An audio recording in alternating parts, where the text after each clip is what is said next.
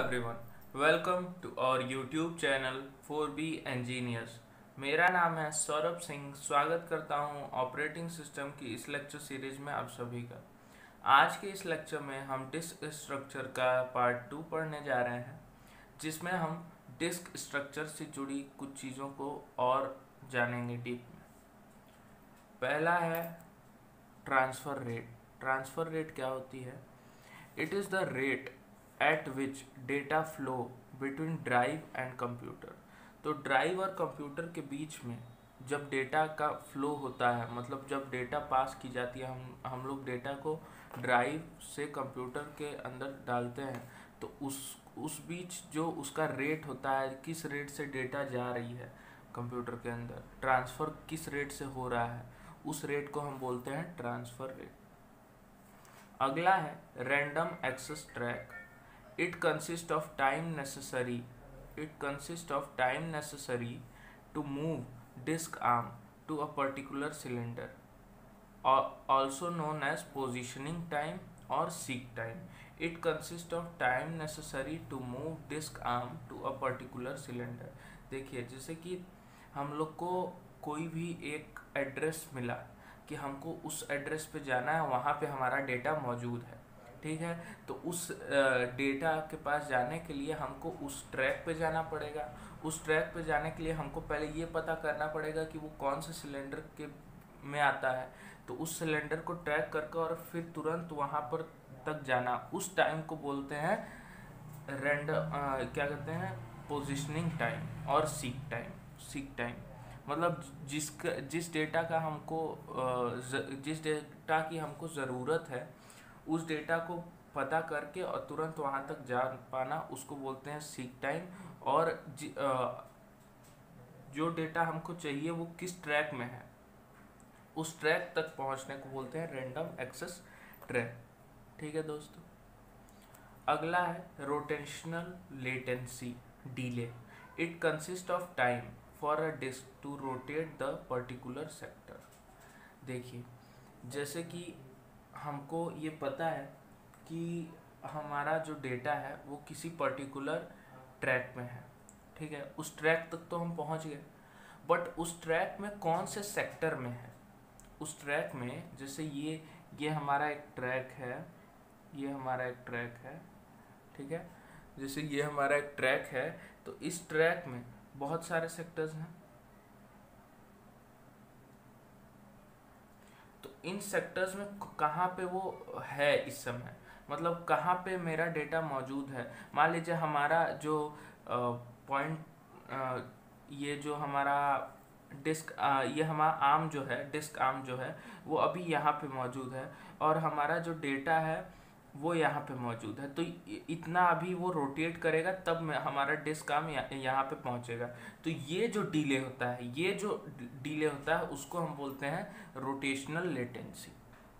ठीक है दोस्तों। अगला है डिस्क क्रश।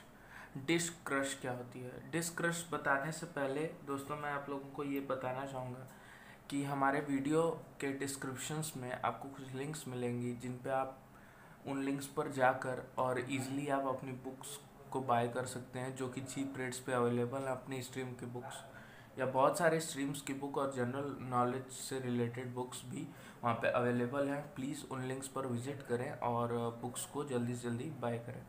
तो आइए हम लोग अब डिस्क क्रश के बारे में पढ़ते हैं। क्या होता है डिस्क क्रश?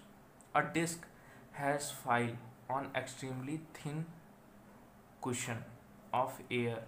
ठीक है, एक एयर की कुशन होती है, बहुत पतली, मेजर्ड इन माइक्रॉन्स। माइक्रॉन्स में उसका मेजर होता है। माइक्रॉन्स में मतलब हद से ज़्यादा वो छोटा होता है, हद से ज़्यादा वो छोटा होता है। और वो जो फाइल्स की disk has a file on, जो हमारा फाइल होता है वो ऐसे डिस्क पर होता है जो कि एक्सट्रीमली थिन कुशन, बहुत ज़्यादा पतली कुशन होती है, जो कि जिसका साइज माइक्रॉन्स में होता है। That head will make a contact with the disc.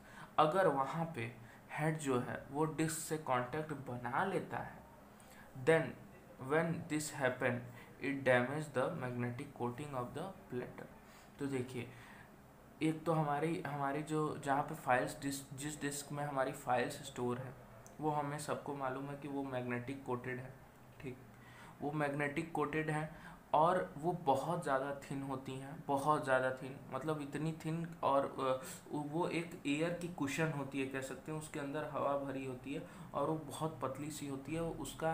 उसकी विड्थ को हम माइक्रॉन्स में ही बता सकते हैं, मतलब बहुत ज़्यादा छोटी होती है, ठीक है। अगर उसमें गलती से हेड ने अपना कांटेक्ट उन कुशन्स पे बना लिया, उन कुशन्स पे अगर अपना कांटेक्ट हमारे हेड ने बना लिया, तो हमारा जो डिस्क है वो पूरा डैमेज हो जाता है, उसकी मैग्नेटिक कोटिंग जो है वो पूरी क्रश हो जाती है, ठीक है। उसकी वजह से क्या होता है कि हमारी जितनी भी फाइल्स थी सारी ख़त्म हो जाती हैं, सारी ही ख़त्म हो जाती हैं, क्योंकि मेन हमारी जो फाइल्स स्टोर थी वो उन्हीं मैग्नेटिक कोटिंग्स में थी। तो और मैं आप लोगों को एक और चीज़ बताना चाहूँगा कि इस गलतफहमी में आप लोग बिल्कुल मत रहिएगा कि जो डिस्क होती है हमारी, उसके ऊपर हमारा जो डिस्क के ऊपर हमारी ये पिन जो होती है वो चलती है। वो क्या कहते हैं, यहाँ पे देखिए क्या लिखा है, as disk has files on extremely thin cushion hazard in that head will make. तो वो हेड जो होती है वो कांटेक्ट बनाती नहीं है हमारे डिस्क से, वो कांटेक्ट हमारे डिस्क से नहीं बना पाती है, ठीक है। वो बस एयर में, जैसे ये हमारी डिस्क है, ये हमारी डिस्क है, तो ये एयर थोड़ा सा ऊपर, मतलब यहाँ पे एक और मैं क्लियर विजुअल आपको देता हूँ, ये इसके थोड़ा सा ऊपर से ये घूमती रहती है। जैसे कि पहले के सॉन्ग्स बजाने वाले जो डिस्क वाले आते थे उसमें सॉन्ग्स बजती थी, तो उसके ऊपर एक पिन घूमती रहती थी और सॉन्ग्स बजती रहती थी। ये पूरा मैग्नेटिक कोटेड है, ठीक है, ये पूरा मैग्नेटिक कोटेड है। बट अगर ऐसे ये टच हो गया तो ये इसकी जो मैग्नेटिक कोटिंग है वो पूरी हट जाएगी, ये पूरा स्क्रैच हो जाएगा और हमारा डेटा जो है वो ख़त्म हो जाएगा।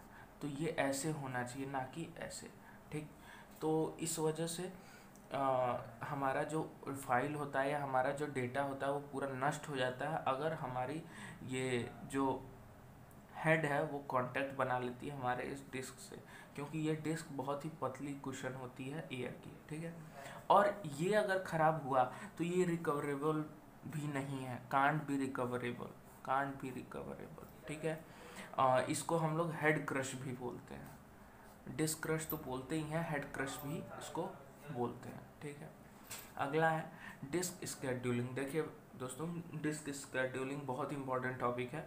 मैं इसके बारे में अभी थोड़ा सा ब्रीफ में बता रहा हूँ, बट अगले लेक्चर में मैं डिस्क स्केड्यूलिंग के बारे में बहुत ही डिटेल में बताऊँगा, और इसके अलग अलग प्रोसेसेस हैं जिन पे आप लोगों को एग्ज़ाम्स में न्यूमेरिकल पूछे जाते हैं, और इससे न्यूमेरिकल्स जो होते हैं वो हमारे गेट में भी आते हैं, ठीक है। तो ये बहुत ही ज़्यादा इंपॉर्टेंट टॉपिक है, इसको हम लोग ध्यान से अगले लेक्चर में पक्का पढ़ेंगे। When we apply different type of scheduling technique to increase the speed of response. देखिए जैसे कि हमारा जो डेटा है वो डिस्क में बहुत अलग अलग जगहों पे मौजूद है, बहुत अलग अलग जगहों पे मौजूद है, तो हम कैसे उनको जल्दी से जल्दी एक्सेस कर सकें उसकी अलग अलग टेक्निक्स हैं, उसी को बोलते हैं डिस्क स्केड्यूलिंग, ठीक है। और उनकी स्पीड को बढ़ा सकें, रिस्पांस के स्पीड को उनके बढ़ा सकें, इसके लिए हमारे पास अलग अलग टेक्निक्स हैं अलग अलग सिचुएशंस के लिए, ठीक है। तो उनके बारे में हम अगले लेक्चर में पढ़ेंगे। यहाँ पे जानते हैं कि बैंडविड्थ क्या होता है। Bandwidth it is a total number of bite transferred.